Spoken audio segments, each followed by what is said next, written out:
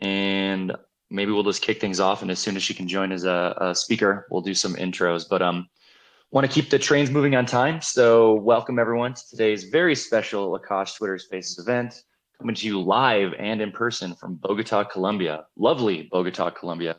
My name is Adam Wozney, and I'll be your moderator for today's conversation, all about Devcon 2022.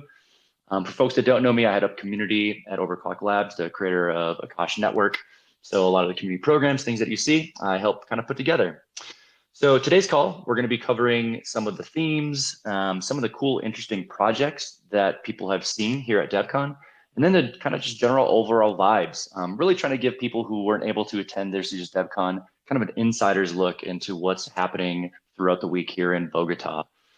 This is a pretty informal call, so for folks listening in, if you do have questions, feel free to make a speaker request at any time, and I will get you involved in the conversation. So I want to do quick kind of introductions for everyone. And as not to dox people, I will be calling out folks by their Twitter handles, but it looks like everyone's name is actually on here. So I don't know if I have to do that, but first up, I want to introduce Connor O'Day, revenue lead at Gitcoin. I've known Connor for many, many years. Great guy. But yeah, Connor, I was hoping you could kind of introduce yourself to the folks listening in and tell them what you were kind of working on over at Gitcoin. Yeah, absolutely. Thanks, Adam. Thanks for having me to the entire Akash team. So yeah, I'm a contributor at Gitcoin, specifically to the Gitcoin DAO.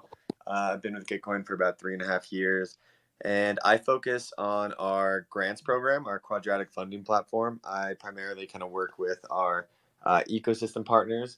So if you don't know what quadratic funding is, I don't know that I have time to get into it now, but basically we use this mechanism that can more democratically allocate funds to open source projects and public goods.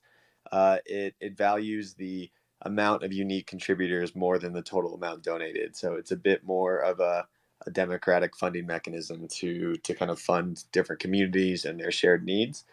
And yeah, so I give a talk at Devcon on Tuesday, which I think is now up on YouTube. I think the Devcon Twitter put it up recently, earlier today. But primarily just talking about what we're doing at Gitcoin, how we're funding Web3 communities and projects, but also things in the real world like climate and diversity and advocacy, kind of using Web3 tooling. So would be really happy if more people kind of checked out that talk. I was pretty happy with how it went. But yeah, it's been an awesome week and really cool to see the whole Ethereum community coming together, but also, other blockchain ecosystems like Akash, like Cosmos that are also here and participating. Very cool. Thank you, Connor. So next up, while we're waiting for Evan, I guess she's having some technical difficulties, but we're pinging each other on WhatsApp, so we'll kind of keep the introductions going. Next up is Ido on the Perception team, which I'm really interested to hear what the Perception team does over at Vega Protocol. Ido, feel free to introduce yourself and let folks know what you're working on. Cool. Again, buenos dias, everybody. It's really nice to be here. So thank you, Adam, for the opportunity. I'm actually in Devcon on the 5th floor at the open meeting rooms. I just got up from the hacker basement because I was thinking it was a bit too chaotic and loud there. Yeah, so I just hope my Wi-Fi doesn't get in the way of this Twitter space. So yeah, I work at Vega Protocol. I don't know if you're familiar with Vega, but we're essentially a protocol blockchain that is designed and optimized for derivatives trading. And our sort of vision is to allow for permissionless market creation, one that really puts the control of the markets in the hands of the community. And in terms of what I do specifically in the Perception team, so we do work closely with community, but sort of what we do is really sort of focus on the educational content that we bring out, and how really Vega is perceived by the wider sort of community in general. So it's all about how people perceive our brand and what we want to be perceived as. So that's more about Vega and more about me. And again, really excited to be here. Cool. Thank you so much, Ido, for participating. Glad the Wi-Fi is working. I know it's been kind of spotty sometimes over at the conference center with thousands of people that are there. So thanks for jumping on. And our final guest, looks like we got her on here, is Evan. CEO and founder of Disco. So Evan, can you hear me all right? GM, everybody. I am also at the conference, calling in from the hacker basement where the Wi-Fi is similarly spotty. But delighted to be here. Thank you so much, Adam, for having me.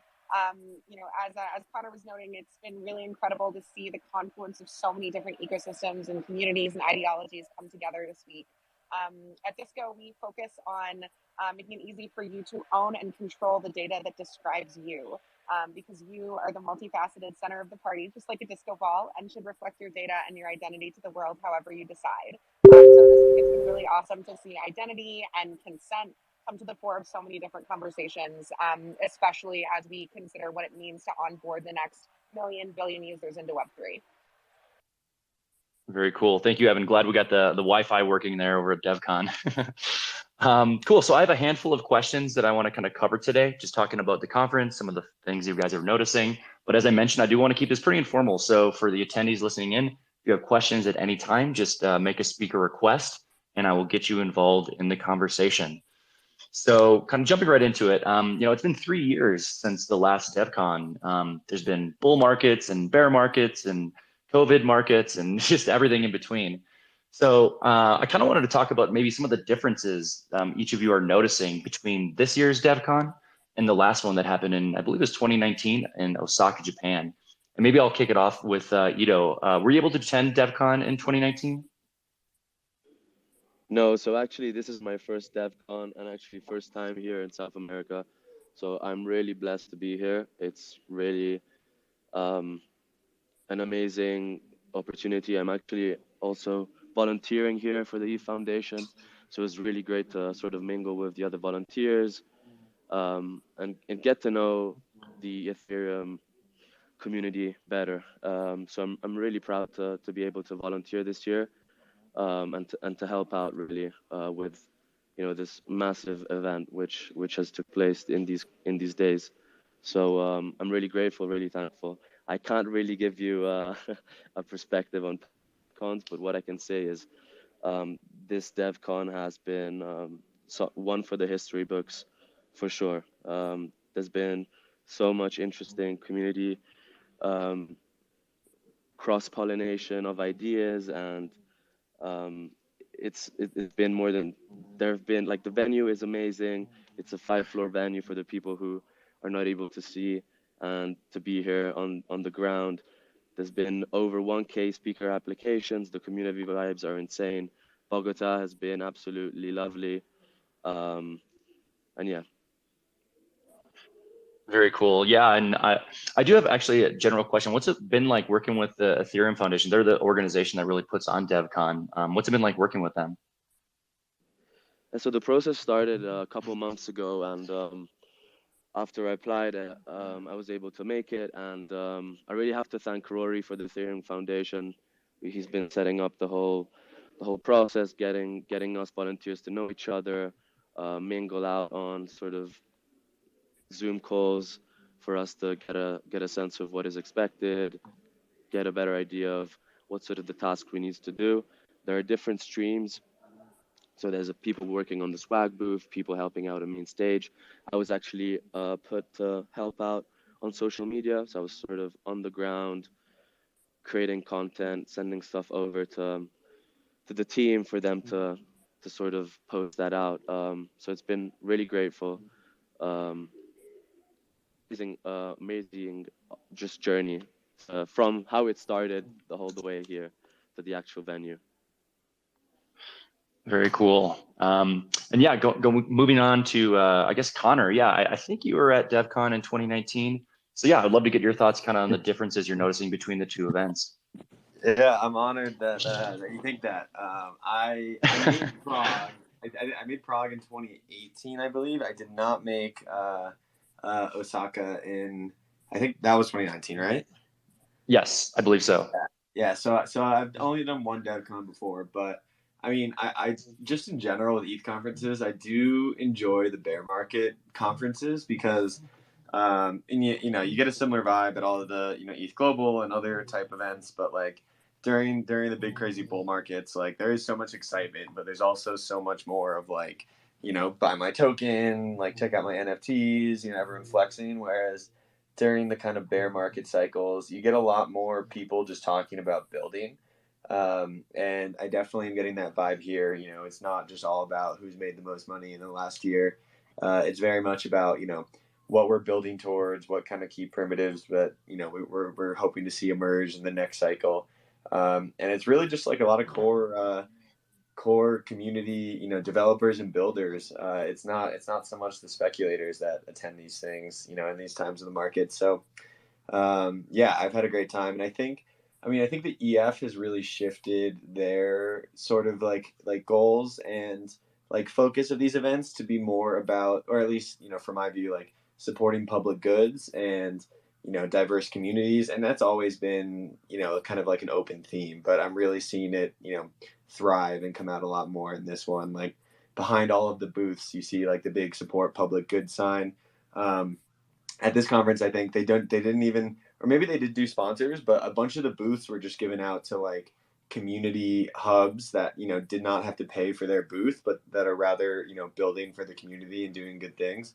And that's certainly new, I think, for Devcon. So the approach there is very much noticed and appreciated, and just the general vibe is all about kind of like the future and excitement. And I think we've moved past the craziness of the 2020 2021 cycle of DeFi 1.0 and NFTs, and now we're kind of building towards these new more plural and welcoming mechanisms around identity, community, and specifically Evan, I think, can talk a lot about identity because that's all what she's focused on. Yeah, absolutely. I have a few questions around themes and projects. And yeah, Evan, I would love to get your thoughts on kind of the differences you've noticed between the different the different DevCons. Absolutely. So this is my third Devcon. I was in Prague with some of y'all, as well as Osaka. And I think that we are slowly, with each passing Devcon, moving from the protocol to the person. So from design processes to identity, there's so much more consideration around the human experience of Ethereum. As we know, Ethereum is people all the way down. And so it's been really incredible to see all these different teams from many different perspectives, many different layers of the stack, really considering both developer and end user experience. As Connor noted, the token-based enthusiasm of the bull market provides a lot of noise that I think can distract from the blockers that are most prominently halting the global overtake of crypto. And so it's been really fantastic and inspiring to see so many different diverse faces in this DevCon as well. So I think not only inclusion in our product and protocol design, but also inclusion in the kind of people who are showing up here, who feel comfortable to be in these spaces, who feel the psychological safety to voice their perspectives in what has traditionally been a pretty homogenous community. Yeah, I completely agree with everyone's sentiments around kind of really focused on building during the bear. There's actually, not to shout out Akash too much, but there's a great blog post we put out a few weeks ago about building during the bear. Go over to a Akash network blog page to check that out. So yeah, you guys were talking about themes and projects. So before we get into kind of some of the individual projects or organizations that you've seen attending this DevCon that you're interested in or getting a lot of buzz, I wanted to kind of cover high level themes from this year's DevCon. So, like for example, ETH Denver last February, for me at least, was really all about DAOs. There's other things, NFTs people were talking about, but I noticed a lot of DAO conversations. Cosmoverse, which happened 2 weeks ago in Medellin, was really all about Atom 2.0 and mesh security, which is something you guys should all look into if you haven't yet. I wanted to see if you guys had any thoughts on, general themes you noticed at this year's DevCon. Was there anything that kind of stood out to you individually that people were really talking about and building a lot of buzz around? And maybe we'll go with Ido first for your thoughts. Yeah, so personally, from being around and working through DevCon and just attending the talks, I sort of highlighted two things that really stuck up with me. And the first being sort of where the staking aspect of Ethereum goes to the next stage. So the aspect of, for example, the Lido versus Rocket Pool, I think is very sort of um, a very important thing for the Ethereum community to sort of progress on. There are different perspectives. I thought there was a lot of conversation on just the staking and how that will progress in the community of Ethereum. And the second was just the scaling of Ethereum and how the community and just the Ethereum will sort of get to the next generation of users. That's what really stood out to me throughout my time here. Yeah, I noticed a lot of staking talk as well. Going over to Evan and Connor, yeah, your kind of thoughts on high level themes you guys have noticed at this year's Devcon that really stood out to each of you guys. Yeah, building on the staking thing, I've seen a lot of discussion about censorship, and I think due to like the Tornado Cash sanctions, and then some block producers trying to be sanction OFAC compliant. There's been a lot of debate about like social slashing. Like, should we accept this? How do we get around it? How do we decentralize the block builder, block proposer, life cycle? And it really does seem like, even though we are dealing kind of with all these OFAC sanction issues right now, that like the community really believes in censorship resistance and is willing to fight for it. So that's been a cool theme that I've noticed pop up in a bunch of places. Really due to the timing of the sanctions and the proof of stake transition. So it's very fitting, I think, for this event. And also, I think there's also been different censorship issues in maybe not Colombia necessarily, but a lot of South American countries, and so it feels very fitting to kind of welcome those communities and have these discussions here and reaffirm that Ethereum wants to be neutral and censorship resistant. Yeah, passing it over to Evan, and would love to get your thoughts on kind of general themes. Is you kind of feel the same vibes around staking and kind of censorship that you noticed? So I've definitely noticed a lot of that conversation, but for me, what's really come to the fore is account abstraction. So I've seen a lot of conversations around the how do we extend the capabilities of the keys that we already have? How do we incorporate more sort of smart contract action into our interactions both on and off chain? And so I think that this is a drum that Vitalik's been beating for the last like 5 years, and so it's pretty awesome to see it starting to come to fruition with some new EIPs. I also think that civil resistance is something that has definitely been a topic of hotter conversation than usual this week. Probably something that Connor can speak to, because I know that that's something that's a critical area of excellence for Gitcoin. Their work in the Gitcoin passport, but it's been an interesting week of discussion, for how we can help the bots play with the bots and the people play with the people, so that we can have richer and more verifiable and trust minimized interactions on chain. Very cool. Yeah, and I agree with you on the civil resistance conversations that are happening. I attended a great conference that Kevin Owaki, or talk that Kevin Owaki gave on Gitcoin Passport and a few things Gitcoin's working on. So building on some really cool stuff over there, Connor. Keep it up. So I only have a couple more questions. I want to kind of keep this tight. But folks listening in, if you do have questions about Devcon or about the project our guests are working on, feel free to make a speaker request, and I will get you involved in the conversation. So I kind of did want to talk about projects that you've noticed. So, there are hundreds of projects and thousands of people attending Devcon this year. I think the number was around 10 or 15,000 people attending in total. So kind of in saying that, I wanted to see what interesting projects you guys have noticed are getting a lot of attention this year. Is there any, or, are there any projects that you guys found really, really interesting? Yeah, we'll maybe start it off with Ido for your thoughts. Yeah, so through volunteering, I was able to just mingle and speak to a lot of people, and I came across Fig from Squid, who are trying to enable native token swaps and messagings between cross-chain solutions. So between powered by the Axel network, they're trying to really allow for interoperability through the swaps and essentially messaging of different tokens and NFTs. So I found that quite interesting, and I also look forward to see what other projects are around with cross-chain compatibility. And Right to on. say that, sorry, just one more thing. I'm also interested in new projects are really cool. It's really good for the community and ecosystem to have new projects, new ideas. But I'm also interested in seeing what the sort of more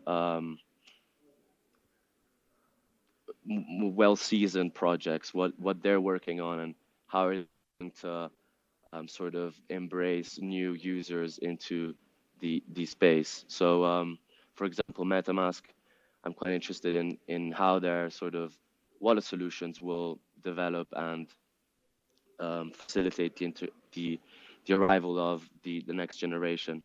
Because as a user myself, when I tried to learn and really experience crypto and the user sort of aspect of it, at first I found it quite challenging not having a very technical background. Yeah, absolutely. Kind of passing it over to Connor and Evan. Yeah, I wanted to get your thoughts on what are some interesting projects you guys noticed or getting a lot of buzz at this year's Devcon.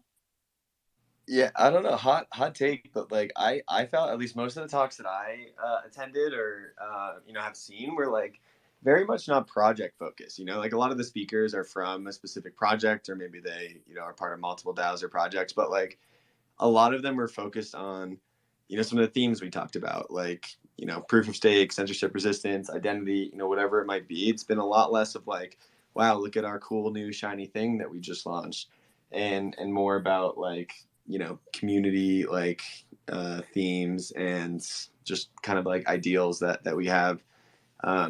That said, like I've discovered some new projects, mostly more with just like conversations, running into people that you're meeting for the first time, or that you're meeting again and finding out what they're working on. There's a few new kind of like DeFi 2.0 protocols of teams I've never heard of, but they're small teams that are working towards new types of stable coins and things like that. But yeah, most of the projects I've discovered have not been like big main stage kind of chilling. It's very much just been in like small personal conversations. So yeah, I don't know. I can't really, like, none really come to mind. Like, but it's almost been like a nice break from hearing about everyone's hot new projects, and rather hearing about people's thoughts and opinions on just generally the whole community and the protocol and how we move everything forward. Yeah, and I think Connor's being modest, by the way. Gitcoin always has a lot of buzz at DevCon, so I've noticed a lot of buzz around what's going on over at Gitcoin. Cool. So over to Evan. Yeah, was there any? Did you kind of feel the same vibes with Connor, where it's more around the themes and the projects, or did you notice any kind of project really stand up that really looked interesting to you? Lots of interesting projects always. I actually was really stoked to see the amount of representation from DAOs of traditionally marginalized or underrepresented communities. So that was really exciting for me. For example, like MetaGals, this huge group of women in Web3 based in Mexico City. They, came in spades, so that was really wonderful. But generally, in terms of the technical content, would agree with Connor. It was definitely more principles than projects. And so that was also just like a really heartening thing to see that people were engaging seriously with one another's ideas, as opposed to just trying to shell.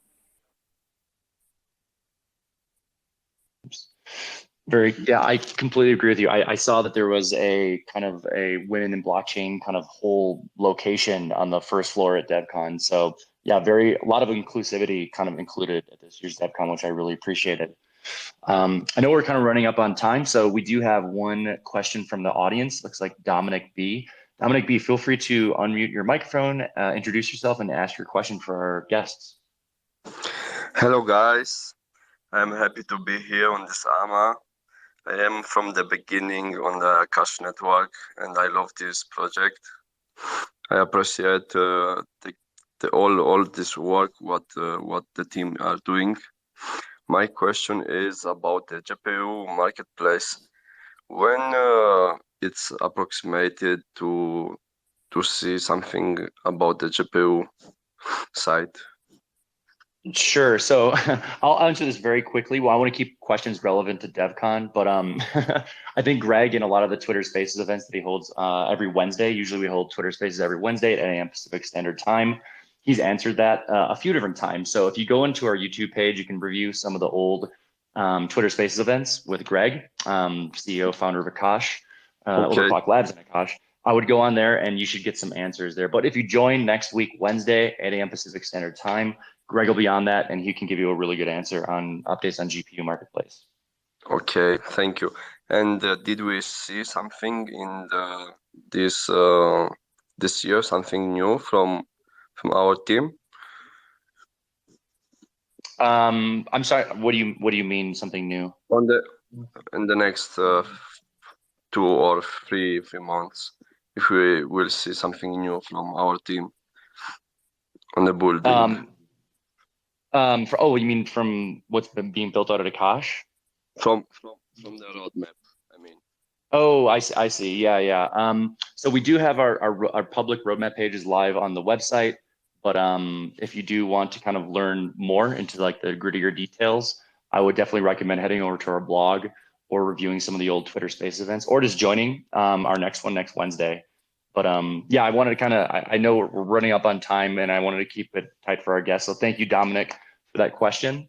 And then any other questions from the audience before we kind of wrap things up here? Because I know there's so much stuff happening at DevCon. I want to give our guests time to go and continue the interactions out here on the last day of DevCon. And if not, that's totally cool. All right, so I think we're gonna wrap things up. I know this is a short and sweet event. I appreciate everyone for attending this. Hope you guys got a better understanding of DevCon.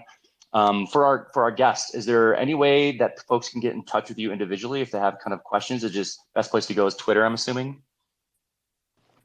Yeah, my DMs are open on Twitter. Feel free to hit me up if you want to talk about quadratic funding and public goods. Or if you're at DevCon, find me at the beer stand at 6 p.m. And Evan, best place to hit you up would you say is Twitter? Yeah, absolutely. My DMs are open for anyone who wants to talk about identity, reputation, and the future of fun in the metaverse. I am dressed like a disco ball here at DevCon, so if you see me in person, please come say hello. I can vouch for that. Evan is always shiny, so thank you, Evan. And then Ido, for you, best place to learn more about Vega, just messaging you via Twitter? Yeah, or I suggest also checking out vega.xyz. That's probably the best way to kickstart your journey with Vega. Yeah, and again, Very cool. I've got some really cool swag for anyone here who's here at DevCon. Very special Vega swag, so I'll come say hi and bring that out to you guys. So Evan, if you're down at the basement still, I'll just pop down and say hi. And Cody, when you do get here, I'll give you some. If not, I'll just meet you at the beer stand at 6. And again, Adam, thanks for having me on. Thanks for having me here. First DevCon has been amazing.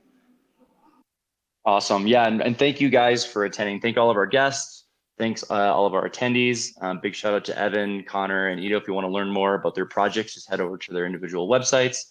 But I'm going to leave you at that. And thank you guys for attending this Twitter Spaces, very special Twitter Spaces event. And we'll see you in the metaverse. See you later, everybody.